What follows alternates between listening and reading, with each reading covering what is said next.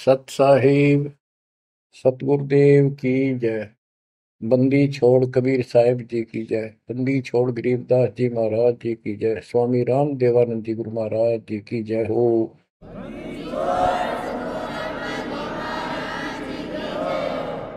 सर्व संतों की जय, सर्व भक्तों की जय, धर्मी पुरुषों की जय। श्री काशी धाम की जय, श्री सुडानी धाम की जय, श्री क्रोथा धाम की जय, श्री बरवाड़ा धाम की जय। सत साहिब बच्चों, परमपिता परमात्मा कबीर जी की असीम रजा से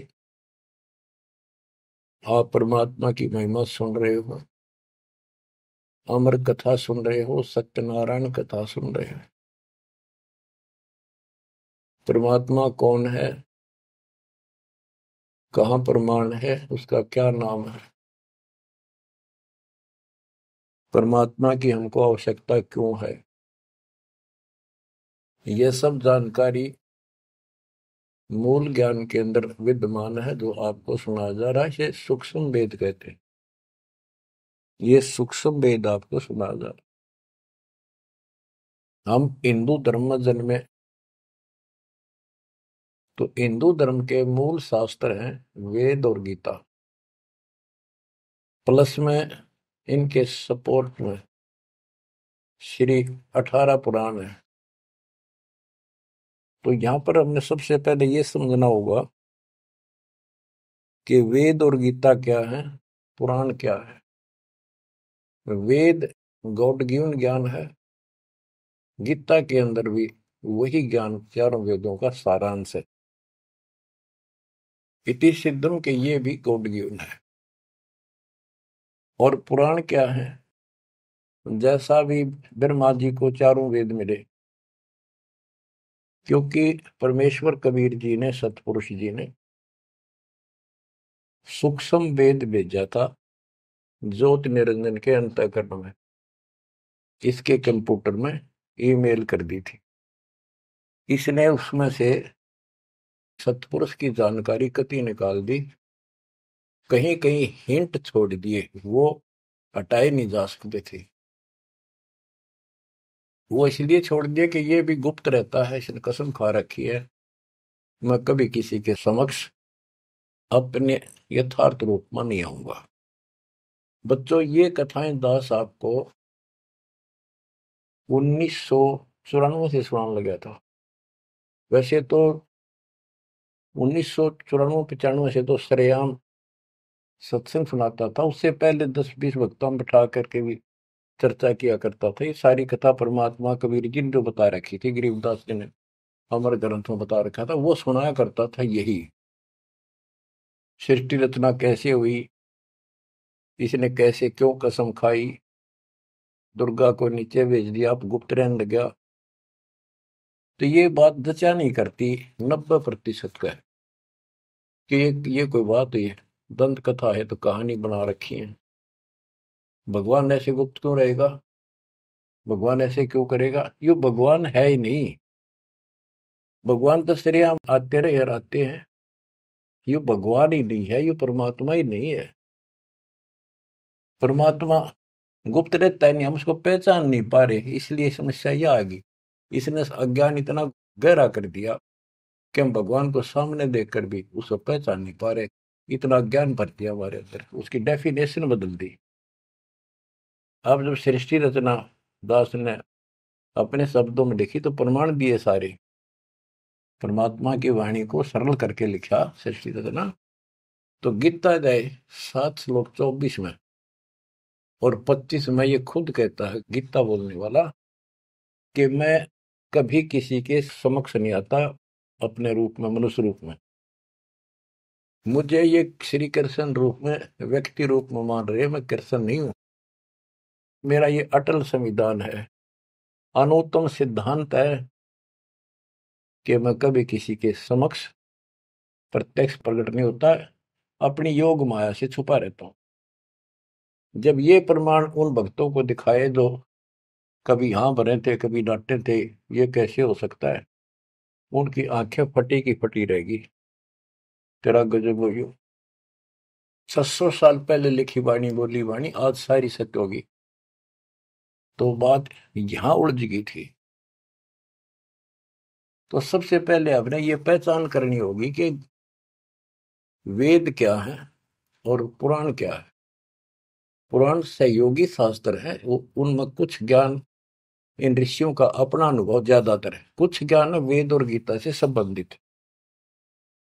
जैसे रोच्य ऋषि की कथा एक अध्याय है, उसमें रुचि ऋषि एक साधक था, वेदों को ठीक सा समझा जैसा वो समझ सकता था, और उसमें लिखा था कि परमात्मा प्राप्ति के लिए एक मंत्र है, वो नथिंग एल्स, और कोई देव देव पूजा नहीं करनी, ना कोई दाम पूजने, और मनुष्य जीवन आत्म कल्याण के लिए प्राप्त होता है।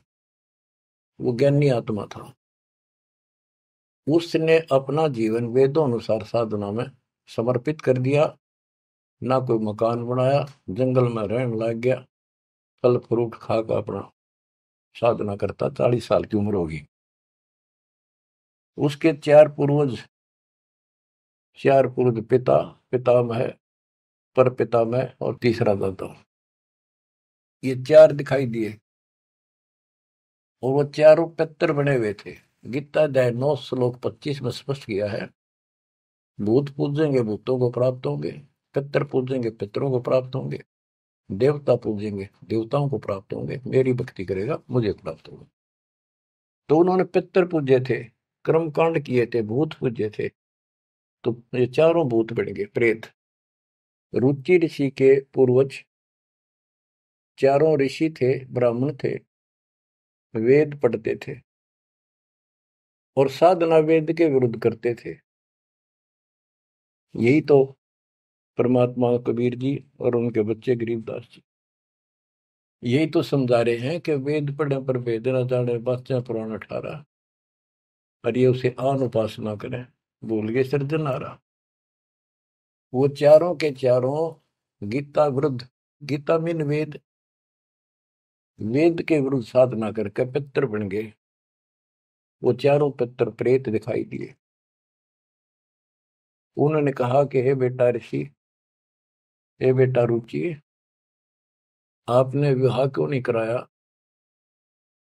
हम चारों दुख पा रहे हैं, हम भूखे हैं, प्यासे हैं, कष्ट उठा रहे हैं, हम पितर बने हुए हैं, विवाह कराओ, हमारे पिंड भराओ, श्राद्ध निकालो, हमारी कर्म कांड करो ताकि हमें कुछ राहत मिले।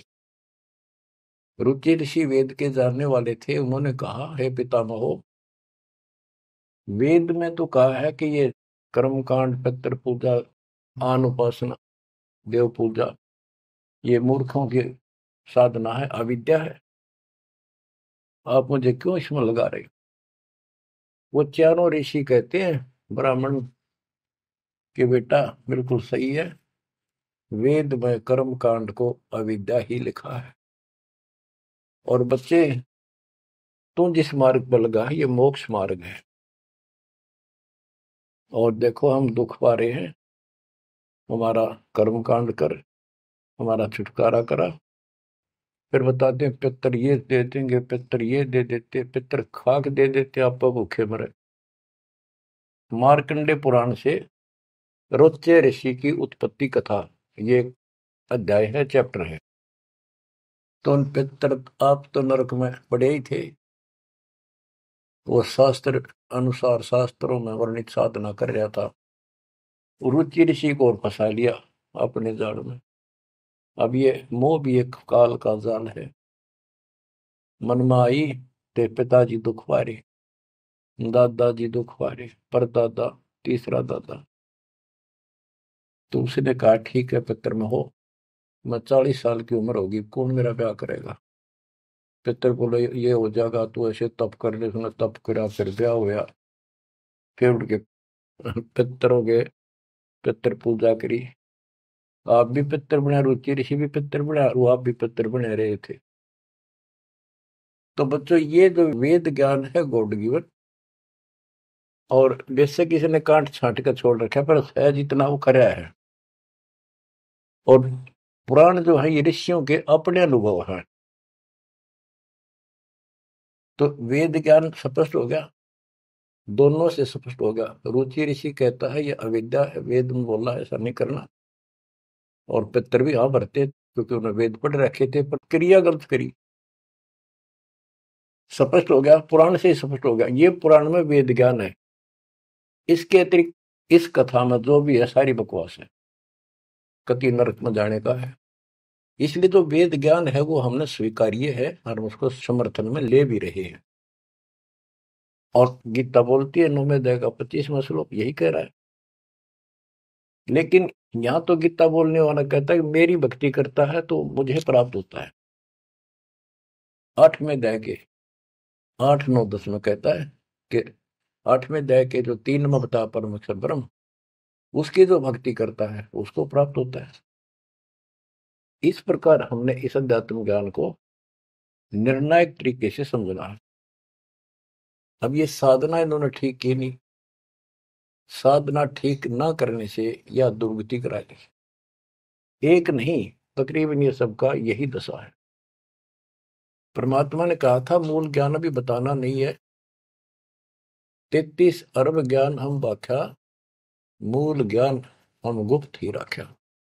यानी 33 अरब हमने ज्ञान बोल दिया, वाणी बोल दी, इस मूल ज्ञान को अभी तक छुपा के रखा था। और बच्चों ही कति रोशनी कर दी परमात्मा ने। अब प्रसंग चल रहा है कि परमात्मा की पहचान नहीं हुई, और पहचान ना होने से हम सामने भगवान को देखकर भी स्वीकार नहीं कर पाए। अब ये अमर कथा चल रही है, ये सुनाता हूं संत गरीबदास जी के अमर ग्रंथ से, तथा कबीर सागर का सहयोग साथ में लिया जाएगा। सतयुग में सत सुकृत कै टेरा, त्रेता नाम मुनींद्र मेरा, द्वापर में करुणा में कहाया, कलयुग नाम कबीर धराया। गरीब अनंत कोट ब्रह्मंड में, बंदी छोड़ कहाँ आए, सो तो एक कबीर है, जननी जने नमाए। गरीब काशीपुरी कष्ट किया, उतरे अदर आधार, मोमिन को मुजरा हुआ, जंगल में दीदार। बच्चों, आपको बताया था कि द्वापर युग के अंदर सुदर्शन नाम के एक परमात्मा कबीर जी के परम भगत थे। उस समय परमेश्वर करुणा में नाम से प्रकट थे और वाल्मीकि जाति थी। सुदर्शन भी वाल्मीकि जाति से थे। इनके माता पिता परमात्मा कबीर जी यानी करुणामय जी की बात को नहीं माना, वो मरे गए। भगत चिंतित हुआ, बहुत चिंतित हो गया। तब कबीर साहब जानी जान तो थे ही, फिर उसके मुंह तक को आना चाह थे कि बेटा क्या बात होगी, मौत तो होया करे पर दोहरे थे, इस समय शरीर छोड़ ही देना चाहिए, चिंता ना कर। सभी ने जाना है। फिर उसने बताया प्रभु ये परमेश्वर, मरण की चिंता को ना, इनके कष्ट की चिंता है, इन आपकी शरण नहीं ली, असंग जन्म दुख पाओगे। बड़े अच्छे थे, दास को ठाई ठाई फिरा करते थे, कंधे बताते थे, लाद करते थे। वो बात याद आवा है, अब इनका क्या होगा। मैं इनका कोई उपकार नहीं कर पाया, मेरे पास भगवान मेरे साथ थे, मैं समझा नहीं पाया मुझसे क्या अपराध हुआ। यानी वो कमजोरी तो थी है उसमें। परमात्मा बोले बेटा चिंता ना कर, तेरे माता पिता ने मैं संभालूंगा और कष्ट नहीं पाने दूंगा, इनको मोक्ष भी दूंगा, आप विश्वास रखें। बस इतने कहे बात से सुदर्शन जी को तो 100% विश्वास था। कति शांत हो गए, दंडवत प्रणाम किया, सो सो शुक्र बनाए, निश्चिंत हुआ। ये है संकट मोचन कष्ट मंगल करण कबीर। पल में के कर देख, सेकंड में दुख दूर कर दिया, और निभाया भी उसको। तो बच्चों, अपने उस वचन के आधार पर परमात्मा उस सुदर्शन जी के माता पिता से मिले। उनका पहला जन्म हुआ, मनुष्य का ब्राह्मण थे। 6-7 साल की उम्र के बच्चे रूप में मिले, 2 साल उनके साथ रहे। उनको समझाने की चेष्टा की, पर उल्टे बोले। एक दिन थप्पड़ मार दिया, परमात्मा अंतर ध्यान हो गए, बहुत रोए, बहुत रोए, तड़पते रह गए, हे भगवान थे, हे मालिक कित गए, सारा जीवन तड़प कर खोया। वो कर्म बनाए, याद बनी, वाले की चाह बनी, यो भी एक स्मरण हो गया उनका। अगला जन्म में फिर वो जन्म हुआ मनुष्य का, ब्राह्मण ब्राह्मणी रूप में हुए, ब्याह हुआ, संस्कार से ही तो संस्कार जुड़े सारे। उसमें भी ब्राह्मण थे, अहंकार भरा पड़ा था ऊंच जाति का। पहले वह मरोड़ काटी, उनको मुसलमान बनवाया परमात्मा।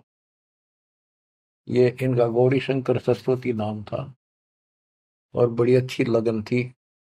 शिव जी की केवल शिव पुरानी कथा करते थे और किसी को नहीं मानते थे, ना को पाखंड करते थे, ना किसी को भ्रमित करते थे। कथा सुना दी, वो दान दक्षिणा आ गई, वो अपना स्वीकार किया, उसी से रोटी रोटी चलाते थे और दान भी करते रहते थे, क्योंकि पहले से वो सच्चा सुच्चा जीवन जीते आ रहे थे। संतान फिर भी नहीं हुई, तो उनकी महिमा काफी होगी, और ब्राह्मणों से उनकी महिमा ज्यादा होगी। भाई निस्वार्थ सेवा ये करे हैं, ना कोई लालच, ना मिसगाइड करते। काफी जनता, हिंदू लोग इनके दीक्षा लेने लगे। मुसलमानों को टेंशन यह होगी कि ये हिंदू धर्म का ज्यादा प्रचार कर रहा है, और जो कर्मकांडी पंडित थे उनको ये टेंशन होगी कि इसने हमारी रोजी रोटी बंद कर दी। वो उससे ईर्षा रखते थे और औरों को मिसगाइड करते थे, झूठ बोले क्या करेगा, ना कोई क्रिया बताता, ना कोई धर्म कर्म बताता, कथा सुना देता, इससे क्या होने का है। मुसलमानों को पता था कि सारा ब्राह्मण समाज इनसे दूर है, इनका कोई साथी नहीं, और ये हिंदू धर्म का प्रचार ज्यादा कर रहा है। उसको एक दिन जाके 10 माता ने जबरदस्ती अपना पानी पिला दिया, उसके सारे मकान में छिड़क दिया। लोग पूछना, भाई कैसे आ रहे हो, क्या हो गया? भाई ने मुसलमान धर्म स्वीकार कर लिया। वह बात आगे की तरफ फैल गई सारी काशी में, ब्राह्मणों में। अरे गौरी शंकर तो डूब गया, मुसलमान बन गया। मुसलमानों ने सारा उनका पानी छिड़क दिया, उनको मुसलमान बना दिया भाई। आज जब वह पंचायत होगी पंडिता की, बहिष्कार कर दिया, जात से निकाल दिया, धर्म से निकाल दिया, गंगा में स्नान करना बंद कर दिया, कोई नहीं जाएगा हिंदू उसके पास। अब रोजी रोटी की समस्या आ गई। उन्होंने लाकर 4 लकड़ के लठ ताना बुन का काम शुरू कर दिया। पहले तो रोजगार चल रहा था दक्षिणा से, अब यह समस्या और खड़ी हो गई थी, तो वो बहुत आसानी से शुरू हो जाता। जुलाई का काम वो शुरू कर दिया। काफी वर्ष हो गए, कोई संतान नहीं हुई। बेशक वो मुसलमान थे, पर भक्ति अपने वही करते थे, शिव जी को याद करते थे। ये आपको पहले ही बताई है कथा। तो बच्चों, एक दिन क्या होता है, नीरू नीमा के कोई जानकार आगे पड़ोस में, जैसे कि मुसलमानों से ही संपर्क था, वो कोई यारी दोस्ती थी, वो आगे औरतों में चर्चा चल रहा करे, एक जातक तो चाहिए था, एक लड़का तो होना चाहिए था, बुढ़ापे का सहारा हो गया, बता इनका केरा होगा। नूर अली और नियामत। तो नीमा और नीरू कहने लग गए थे, उनको नाम बदल दिए थे उन्हें, गौरी शंकर से गौरी शंकर का नीरू नाम रख दिया, और सरस्वती का नियामत, उसका नीरू नूर अली, तो उसका नीरू कहने लगे उसको नीमा। तो नीमा सारी रात रोई। सुबह वो स्नान करने जाते थे एक लहर तारा तालाब, जिसमें गंगा का पानी लहरों के द्वारा, घाट सा था गौ घाट से, उसे मिट्टी कट जाती है, वो बहुत नीचा किनारा बन जाता है, उस पर से पानी उछड़ उछड़ का आकर एक तालाब भरा था, उसको लहर तारा तालाब बोलते हैं। वो आज भी विद्यमान है, लेकिन उसमें पानी अब गंगा का नहीं आता, परिस्थिति बदल जाती है। उसमें बहुत सुंदर मनोरम दृश्य था वहां का, स्वच्छ जल गंगा का भरा ही रहता था, कमल के फूल विकसित थे, आसपास बहुत सुंदर पेड़, हरे भरे छायादार वृक्ष भी लगे हुए थे। वो उनकी कुटिया से लगभग 1.5-2 किलोमीटर दूर था। 3 किलोमीटर, एक कोस 3 किलोमीटर का होता है। तो वो सुबह सुबह उस वहां स्नान करने जाने लगे। पहले गंगा घाट पर नहाया करते थे, नहान की आदत डेली थी। तो वहां तक घूम भी आते, स्नान भी कराते डेली, और शिव जी को याद करते थे, भक्ति करते थे। निम्मा रो रही थी रास्ते में, बुरी तरह रोती जाती, हे शिव जी भगवान, एक बच्चा हमें भी दे देते बेटा, हमारा भी टाइम पास हो जाता, आपके घर में क्या कभी। फूट फूट कर रो रही थी, चल रही थी। नीरू बोला, निम्मा क्यों आंख खराब कर रही है अपने, ये सारा दिन रोड पर लग रही है, बता बीच में भूल पड़ी थी फिर शुरू होगी। भगवान ने देना होता दे ही देते हो, पर कितनी होती है। कुछ तो भगवान करे ठीक ही है। वह रो ही रही थी, मान नहीं रही थी, फिर भी जैसे तैसे पहुंच गए स्नान स्थान तक। लहर तारा तालाब पर पहुंचे, फिर ये निम्मा नहा ली, बाहर आ गई। फिर नीरू स्नान करने गया। निम्मा जो कपड़ा बांध कर नहाई थी, दोबारा उसको धोने के लिए गई, कपड़े चेंज करके। वो ब्रह्म मुहूर्त का समय था, सुबह सुबह 1.5 घंटा पहले सूर्योदय से। तो उस समय पहले अंधेरा दिखता है, तुरंत ही कुछ देर बाद एकदम रोशनी सी, साफ हो जाता है अंधेरा, रोशनी दिखने लग जाती है। तो नीरू नहा रहा था, वह कपड़ा धोने गई, उसने देखा कमल के फूल पे कोई वस्तु हल रही है। एक पैर दिखा, उसने सोचा कोई सांप है। बहुत ध्यान से देखा तो बच्चा था, एक पैर हिला रहा था, नवजात शिशु। नीरू से कहा नीमा ने कि देखियो जी, बच्चा है, बालक है, लड़का है, कमल के फूल को देखो।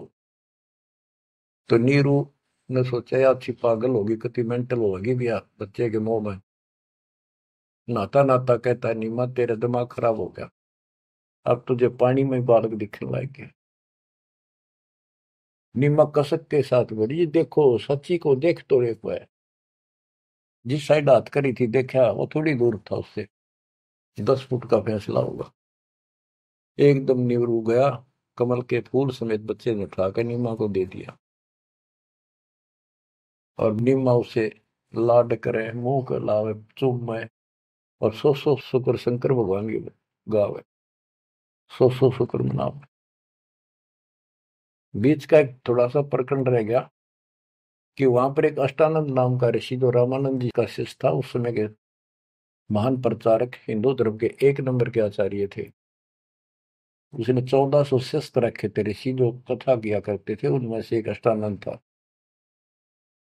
4 संप्रदाय थी, 52 द्वारों का वो मालिक था, वो इंचार्ज था। तो वो डेली वहां स्नान करने जाता था, वो दूसरी साइड में नहाता था, ये दूसरी साइड में नहाते थे, सरोवर बड़ा था। तो वो भी वहां स्नान करके उस प्राकृतिक सौंदर्य और भगवान के एकांत स्थान मान के भगवान की भक्ति करता था, शांति स्थान था। डेली जाता था, ध्यान लगाता था, कुछ समय भगवान की वहां भक्ति करता था, जैसे गुरु जी ने बता रखी थी। अष्टानंद जी जो ही साधना करने की चेष्टा, ध्यान में मगन होना चाहते थे, इतने में आकाश से एक प्रकाश का गोला आया। प्रकाश का गोला आया तो उसका ध्यान गया ऊपर को, उसको देखते उसकी आंखें बंद हो गई, इतना तेज नूर था। जब आंखें बंद हुई तो उसमें देखा कि एक बालक का रूप दिखा, बगैर प्रकाश का। जैसे हम सूर्य की ओर देखते हैं तो देख नहीं सकते, फिर आंखें बंद करते हैं तो अंदर प्रकाश रहित आकार दिखाई देता, सूर्य का गोलाकार।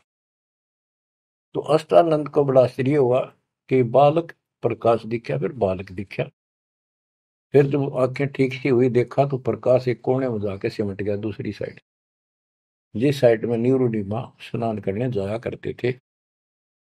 उससे पहले जब प्रकाश लहर तारा तालाब पर उतरा, सारा सरोवर जगमगा गया, इतनी रोशनी होगी। लोकति पत्ता पत्ता दिखा कमल के फूलों का। और जब उसमें सिमट गया, वो दूर था, उसने जो नहीं देखा क्या हो गया, कित गया। उसने अपने गुरुजी के पास उठ के आ गया, साधना नहीं करी, रामानंद जी के पास आए। उनसे पूछा, हे गुरुदेव, आज मुझे ऐसा अद्भुत दृश्य दिखाई दिया, ये मेरी भक्ति की उपलब्धि है या कोई भ्रम है मेरा?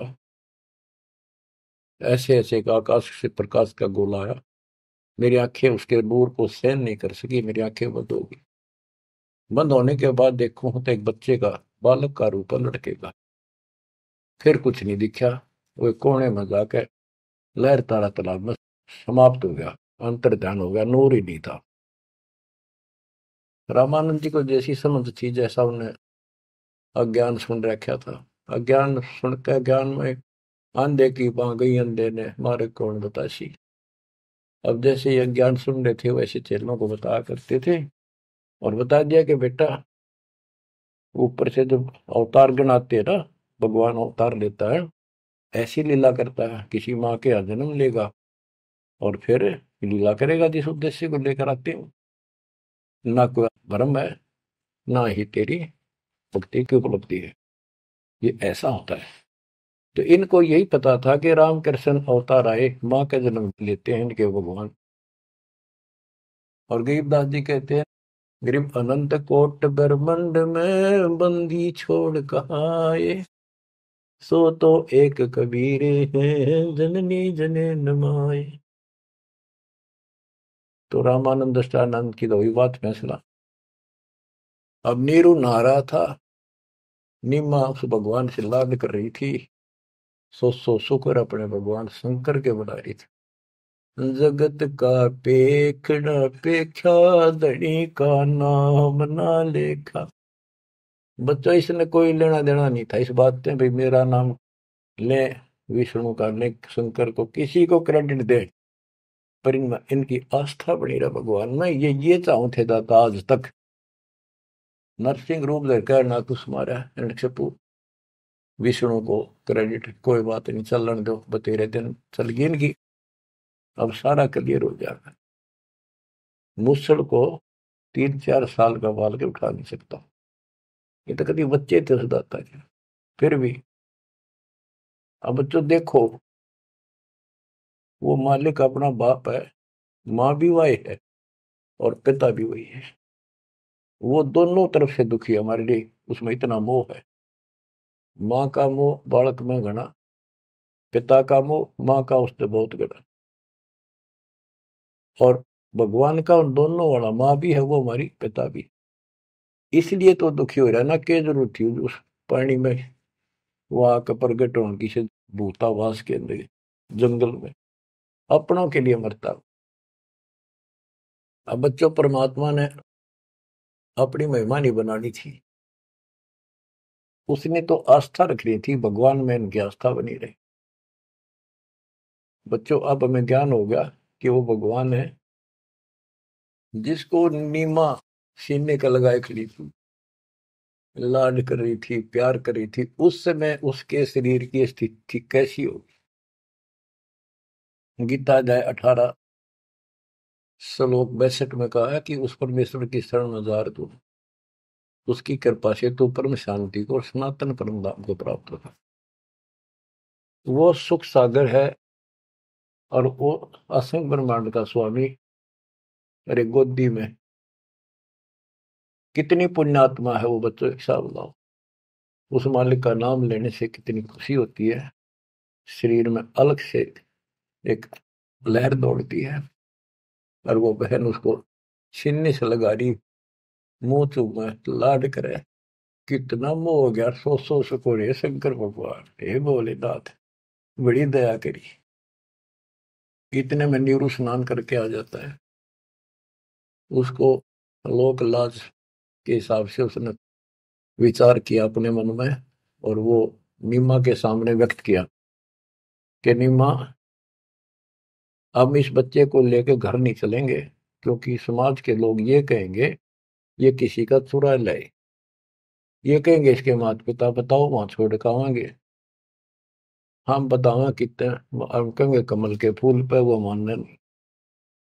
यह सारी बात उल्टी हो जाएगी। अब तक पहले तो मुसलमान बने, अब इनसे भी निकाल दिया जाएंगे, हमें काशी से निकाल देगा राजा कि तुम बच्चे चुराते करते हो। नीमा बोली, जी कुछ भी कहो, मैं इस बच्चे बिना जी नहीं सकती। पता नहीं इसने कैसे मोहित कर लिया मेरे को। मैं प्राण छोड़ सकती हूँ, मैं देश निकाला ले लूंगी, देश काम छोड़ दूंगी पर बालक नहीं छोड़। निम्मा का अटल फैसला सुन कर नीरू को जिंदगी में पहली बार दुख हुआ कि अकती जिद्दी होगी, मैं इसकी सारी मानता हूँ या एक भी नहीं मानती मेरी। और कितना दुख हो जाएगा कि तो जावांगे मेरे दोस्त, 60 साल की उम्र होगी, कहाँ टूक मांग कर खावांगे, क्या करेंगे, सोच आर ला इसने। अंत में दुखी होते रोते हुए कहा, मैं तेरे एक मारूंगा थप्पड़, ऐसा तो मानती नहीं, पटक इसने नीचे। आज तक मैंने तेरे तेरे हाथ भी नहीं गिरा था, क्योंकि हमारा संतान नहीं थी। मैं चाहता था इसको कष्ट ना हो, पर तू जमा जद्दी होगी। जब उसने हाथ करना चाहा तो परमात्मा बोले गोदी में कि निम्मा, नीरू, मोमिन, तुम्हें कुछ नहीं होगा, मैं तुम्हारे कल्याण के लिए आया हूँ, और मुझे घर ले चलो, कुछ नहीं होगा, कोई कुछ नहीं कहेगा। अब नीरू ये बात नहीं समझ पाया था कि कुछ ना होगा, पर होगा जरूर। उसने सोची वो तो होगा सो होगा, यू मनमान इसमें कोई भूत प्रेत पितर कोई जंत बोल रहा है, यू तो नाड़े मार देगा। वो डर गया, उठा कर अपनी चदरी आगा आगा हो लिया।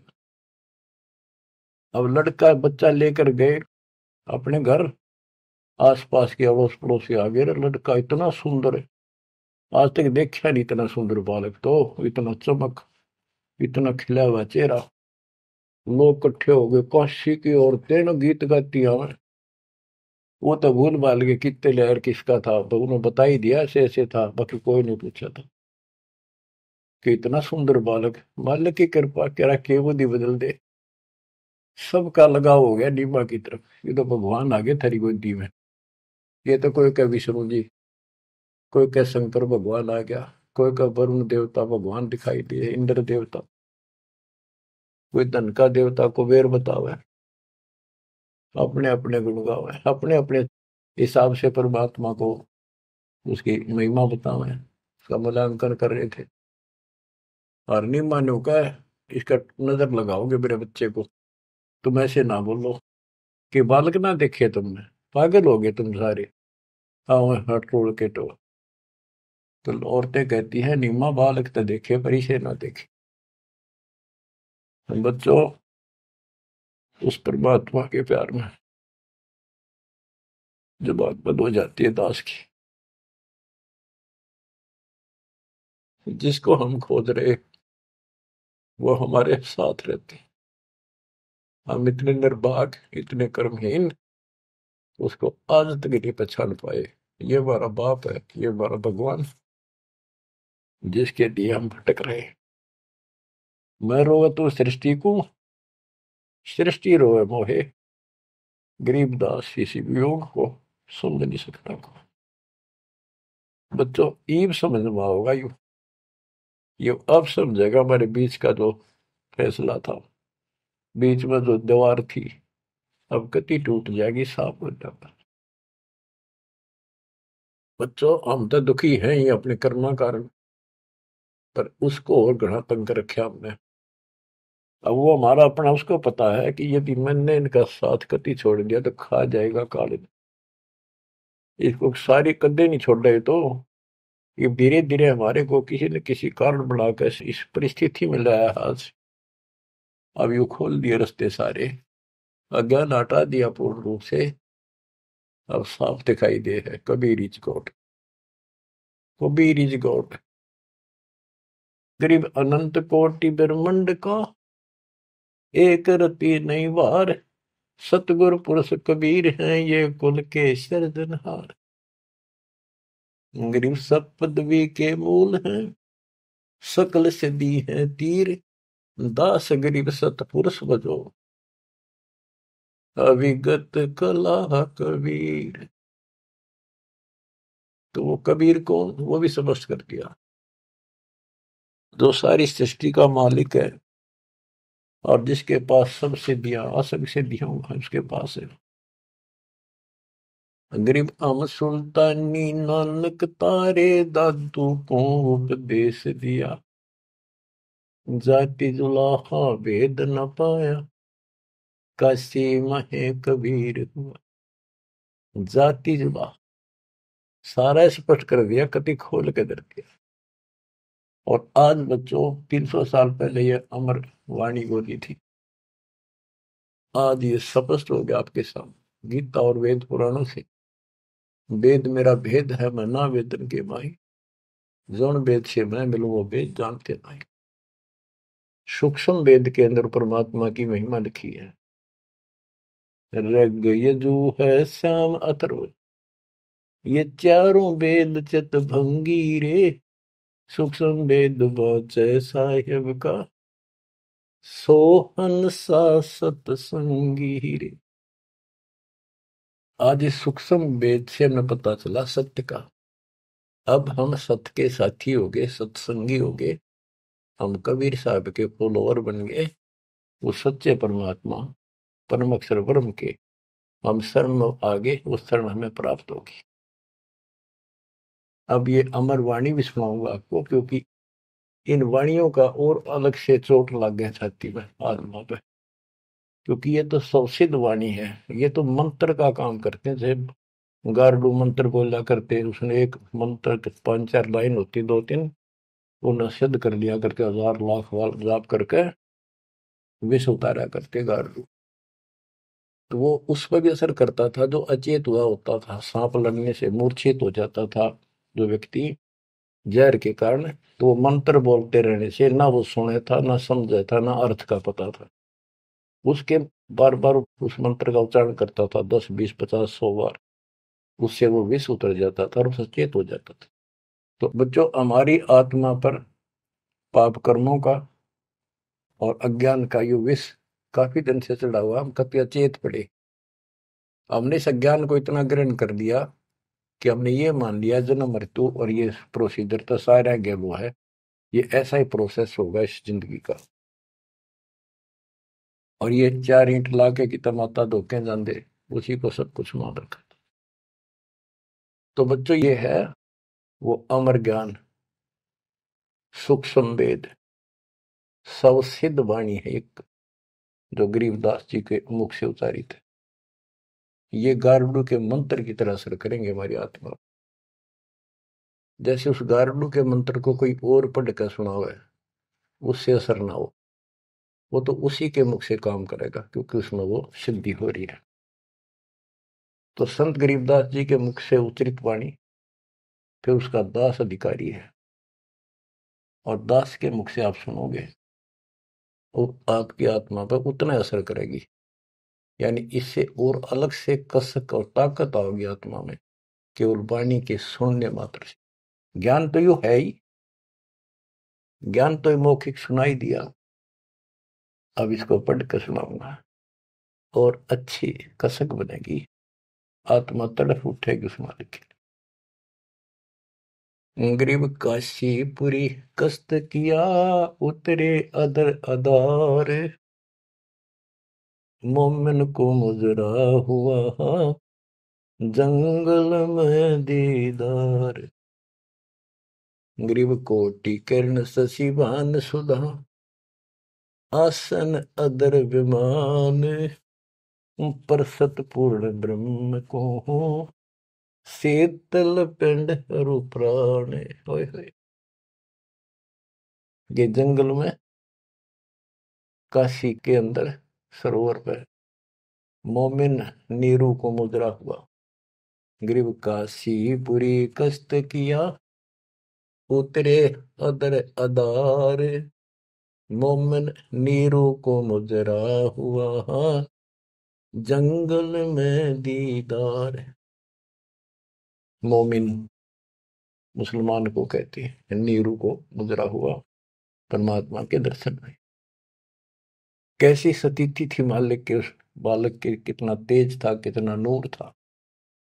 ग्रीव कोटि किरण शशिभान सुधा,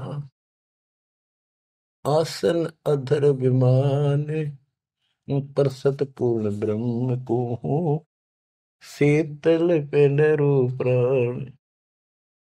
कोटि किरण, करोड़ सूर्य, करोड़ चंद्रमा की मिली जुली जो किरण है, पूरा प्रकाश नहीं, उनकी किरणों जितना प्रकाश था, ज्यादा नहीं। एक तो सूर्यों जितना प्रकाश हो नहीं, किरण, किरण का प्रकाश सिंपल, यानी तेज बहुत था। और परसत पूर्ण ब्रह्म को शीतल पिंड प्राण, उस पूर्ण ब्रह्म को जब नीमा ने सीने से लगाया, आत्मा ठंडी होगी, कति नो इतना प्रेम जाग गया। ग्रीव गोद लिया मुख चूम कर, हेम रूप जलकंत, जगर मगर काया करे, दम कह पद्म अनंत। ग्रीव गोद लिया मुख चूम कर, हिम रूप जलकंत, जैसे बर्फ जैसी सफेदी चेहरे पर थी, बर्फ जैसे हिम, स्नो वाइट यानी बर्फ जैसा सफेद चेहरा, और जगर मगर काया करे जगमग, जैसे दमक पद्मानंद। ग्रीव काशी उमटी गुल भया, मोमिन नीरू का घर घेर, कोई कह ब्रह्मा विष्णु है, कोई कह इंद्र कुबेर। ग्रीव कोई कह वरुण धर्मराय है, कोई कोई कहते ईश, 16 कला सुबान गति, कोई कहे जगदीश। गरीब भक्ति मुक्ति ले उतरे, मिटन तीनों ताप, मोमिन कह डेरा लिया, कहे कबीरा बाप। क्या कहते हैं, भक्ति और मुक्ति का सच्चा मार्ग लेकर मालिक प्रगट हुए, उतरे, ऊपर से चलकर आए गति करके, जैसे वेद प्रमाण करते कि परमात्मा ऊपर के लोक में रहता है, वहां से गति करके नीचे आता, अच्छी आत्माओं को मिलता है, उनको भक्ति की सच्ची राह बताता है। तो अपने उसी सिद्धांत अनुसार परमेश्वर नीचे प्रकट हुए। गरीब भक्ति मुक्ति ले उतरे, मिटन तीनों ताप, मोमिन के डेरा लिया, कहे कबीरा बाप। अब क्या बताते हैं संत गरीबदास जी के भक्ति मुक्ति ले उतरे, मिटन तीनों ताप, मोमिन के घर एक मुसलमान के आके डेरा लिया, और उस मोमिन नीरू को कबीर जी अब्बा जान यानी पिताजी कहते थे, बाप क्या करते। रद्द विचार करो उस मालिक को क्या पड़ी थी हमारे लिए। वो तो लीला करनी थी क्योंकि अपने बच्चे के वचन भी पूरे करने थे, और हमारे लिए ये ज्ञान भी देना था, एक प्रमाण भी देना था कि इस समय में हम पहचानते, इसी कारण से तो पहचाने जो लीला मालिक कर गए। आज वेदों से प्रमाणित हो गया, परमात्मा ऐसी लीला करता वो है भगवान सही। जो ना कृष्ण की ऐसी लीला वेदों वर्णित, ना श्री राम की, ना विष्णु और ब्रह्मा शंकर जी की, किसी की भी तो नहीं। तो वेद गॉड गिवन है, परमात्मा का सच्चा सिद्धांत है। तो उस सिद्धांत पर खरा कौन उतरता है, अब ये सिद्ध हो गया कबीर भगवान। कौन कबीर, जो काशी में जुल्हा था। अब क्या बताते हैं, गिरिव भक्ति मुक्ति ले उतरे, मिटन तीनों ताप, मोमिन के डेरा लिया, कहे कबीरा बाप।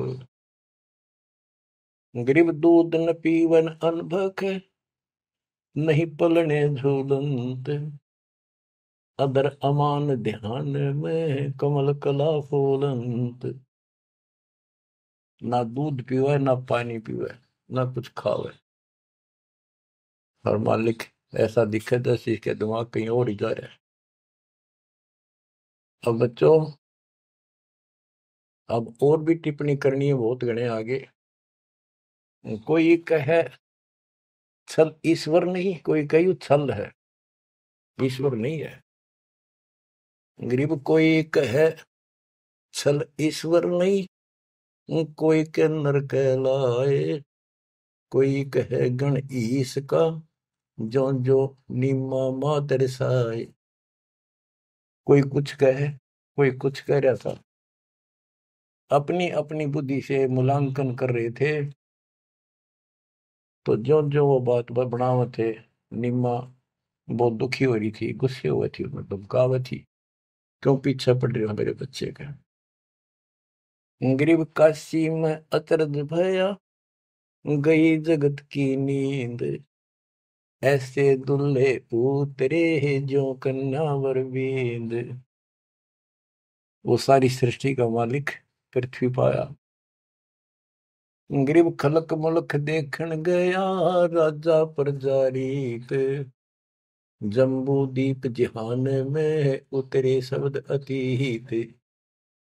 गरीब दुनी कह यो देव है, देव कहते हैं ईश, ईश कहे पर ब्रह्म है, पूर्ण विश्व बीश। अब बच्चों, ना दूध पी रहा था, ना पानी, ना को भोजन, दलिया वलिया घोल कर पिलाओ तो मुंह बंद कर ले। 25 दिन बीत गए। नीमा बहुत बुरी तरह रोने लगी। आखिर होगी अकेली बालक मरेगा और साथ मरूंगी। सारी रात रोई। नीरू ने बहुत समझाई, कोई बात नहीं, भगवान ने दिया है तो लेगा, तो क्या करा, इतना क्यों दुख पा रही। परवाह नहीं मानी, कि इसके गेल मरूंगी, अब मैं जीऊंगी नहीं, मैं इस बच्चे बिना जिंदा नहीं रह सकती। नीरू ने अपने मुसलमानों से सारा पूछताछ लिया था, किसी के जंतर मंतर लग गया नहीं। आखिर में उन्होंने सोचा रामानंद जी के पास जाता हूँ, वो बहुत चर्चित हैं, विद्वान है, ब्राह्मण है, कुछ बताओगे जंतर मंतर। उसके पास गया तो उसने सारा बताया कि ऐसे ऐसे हमें जंगल में एक लहर तारा तालाब में कमल के फूल पे एक बालक मिला 20-25 दिन पहले। हे ब्राह्मण जी, वो बालक कुछ खाता पीता नहीं, कुछ दया करो, कोई बताओ, विधि बताओ तो जो हम करें, हमारा बच्चा जीवित रहे, कुछ खावे पीवे। रामानंद जी से भी मालिक ने बुलवाया। रामानंद जी बोले, तुम्हारा बच्चा कोई सच्चा सुच्चा ब्राह्मण पैदा हुआ है, और ये कोई कुंवारी गाय दूध लाओ, कुंवारी बछिया ले आओ, एक बछिया जिसके साथ बैर ना लग गया हो, और वो अपने आप दूध देगी। उस बच्चे के पास खड़ी कर दियो। नीरू ने सोचा बकवाद करे है या कोई बात करे, मैं मुसलमान हूं बन गया, इसलिए इसने मेरे को ठीक से जवाब दिया नहीं। तो इस प्रकार वो मन मार के वापस आ रहा था, और उधर से उसने निम्मा का रुदन दिखाई देता, रोए थी।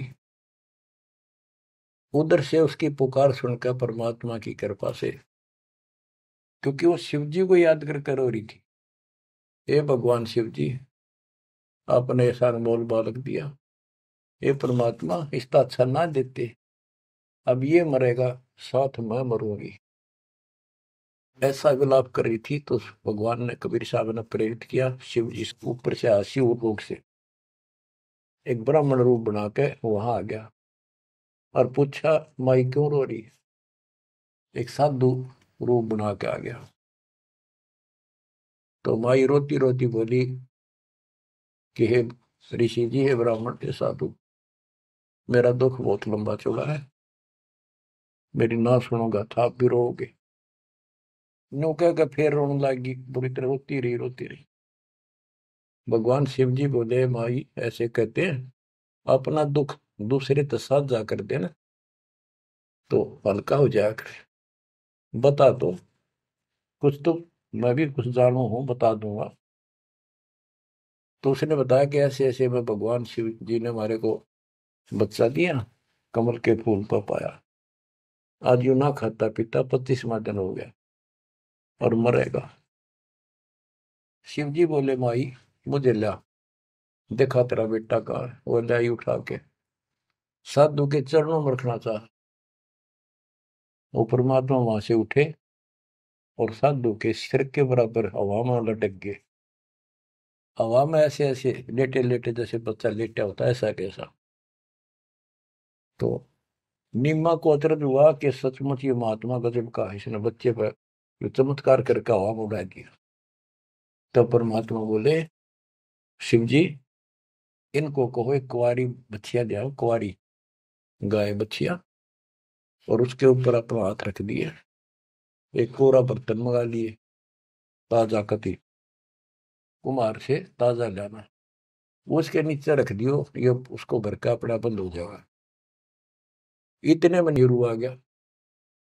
नीरू भी ये बात सुन रहा था, खड़ा खड़ा आके खड़ा हो गया था, बात हो रही थी। तो शंकर भगवान जी साधु रूप में कह रहा है नीमा को कि तेरा पति कहाँ है? अब जी अभी आ जाता है, बाहर गया है। नीरू आ गया, कहाँ जी बोलो कि एक कुंवारी गाय ला, तेरा बेटा वो कुंवारी गाय का दूध पिएगा। अब रामानंद जी की बात तो उसका यकीन नहीं हुआ था, पर यह महात्मा भी यही कह रहा है। फिर पक्का विश्वास हो गया। वो बछिया लाया, साथ में एक छोटा सा बर्तन ले आया मिट्टी का, गाय के नीचे पात्र रख दिया, शिव जी ने ऊपर हाथ रख दिया, मोटे मोटे सतन हो गए, अपने आप दूध चल पड़ा। वो पात्र भर का दूध बंद हो गया। तो मालिक ने वो दूध पिया। उसके बाद वो गाय डेली दूध देने लगी। बच्चों, ये दूध सतलोक था, उस दाता का आहार। ये लीला दिखानी थी दाता ने, 7 बार चर्चा करी और शिव जी को भी बहुत कुछ कहा, कबीर सागर में, और विस्तार से प्रमाण है। बच्चों, आप सुन रहे हो सत्यनारायण कथा। ग्रीव शिव उतरे शिवपुरी से, अवगत बदन विनोद, मैं के कमल खुशी बहे, लिया ईस को गोद। ग्रीव नजर नजर से मिल गई, किया ईस प्रणाम, धन नीरू मोमन धन नीमा, धन काशी निकाम। ग्रीव 7 बार चर्चा करी, बोले बालक बहन, शिव को कर मस्तक धैर्य, ला मोमन एक धैर्य। ग्रीव अनब्यावर को दूहत है, दूध दिया तत्काल, पीवे बालक ब्रह्म गति, ता शिव भय दयाल। बच्चों, कबीर सागर के अंदर ज्ञान सागर एक अध्याय है, उसके पृष्ठ नंबर 74 पर इस प्रकार वर्णन है। सुत काशी को ले चले, लोग देखन तात आए, अन पानी बख्शे नहीं, जुल्ला सोप जनाए। तब जुल्हा मन कीन दीवाना, रामानंद सो कहा उत्पाना। मैं सुत पायो बढ़ा गुणवंता, और कारण कौन बखे नहीं संता। रामानंद ध्यान तब दारा, दुल्ला से तब वचन उचारे। पूर्व जन्म ते ब्राह्मण जाति, हरि की सेवा की निबली बाती। कुछ सेवा तुम हरि की चूका, ताते भयो दुल्हा का रूपा। प्रीति पर भूखे तो मान लीना, ताते दान में सुत तो है दीना। रामानंद जी बताते हैं, जब रामानंद जी को जाके कहा नीरू ने कि महात्मा जी ऐसे ऐसे मुझे लड़का मिला जंगल में, और वो खाता पीता कुछ नहीं, कारण बताओ। तो रामानंद बोले पहले तुम ब्राह्मण जाति में थे, भक्ति बहुत करते थे, लेकिन भगवान की कोई भक्ति में कोई गलती बन गई, जिस कारण से तुम इब्नुल्लाह के रूप में जन्मे हो, और परमात्मा ने तेरी फिर भी पुकार सुन ली, इसलिए जंगल में तेरे को पुत्र दे दिया। नीरू ने कहा कि हे प्रभु, 10 कीनो तस पायो, आरत हो तो दर्शन आयो, सो कही उपाय गुसाई, बालक अक्षुदावंत हुसकाई। कि मन दिशा करी उसी बरली, मेरे भी तक कर्म फूट के, मैं जैसा भी हूँ ठीक हूँ, आरत संकट में तेरे पास आया, कुछ दया करो जिसते भी बालक कुछ खा ले। रामानंद युक्ति उचारा, तब सुत कोई ज्ञानी अवतारा। बच्चिया जाही बैल नहीं लागा, सो लाई ठाड़ क्रोते जागा। एक बच्चिया लाओ जिसके बैल न लगे हो, और ऐसा ही किया गया। तो उन्होंने दूध पिया, बच्चिया लाएगी, वो आपने छोड़ दिया। तो बच्चों, सब तरह से प्रमाण दिया जाएगा। अब नंबर आता है, ये तो सुख संवेद कबीर वाणी, गरीबदास जी की वाणी। ऋग्वेद मंडल नंबर 9, सूक्त नंबर 1, मंत्र नंबर 9 में क्या लिखा है उस परम पिता के बारे में। अब ये सुना दो एक लाइन, तुम्हारे को कति भरम दूर हो जाएगा। मूल पाठ में ऐसे लिखा संस्कृत में, अभि इमं अधन्य उत्सलन्ति धेनुवः शिशुम सोमम इंद्राय पातवे। पूर्ण परमात्मा जब बालक रूप में प्रकट होता है, इसका ये अर्थ है उनके परवरिश की लीला अधन्य, बिना दनाई, अभी यानी पूर्ण रूप से कवारी गायों के द्वारा होती है। ये लक्षण है वेद में। वेद मेरा भेद है, मैं ना वेदन के माही, जोन वेद से मैं मेरे वो भेद जानते हैं। बच्चों, आज इतना ही, अमर कथा जारी रहेगी। परमात्मा आपको मोक्ष दे, आपको चरणों से दूर ना करे, दास की यही पुकार है। सत साहिब।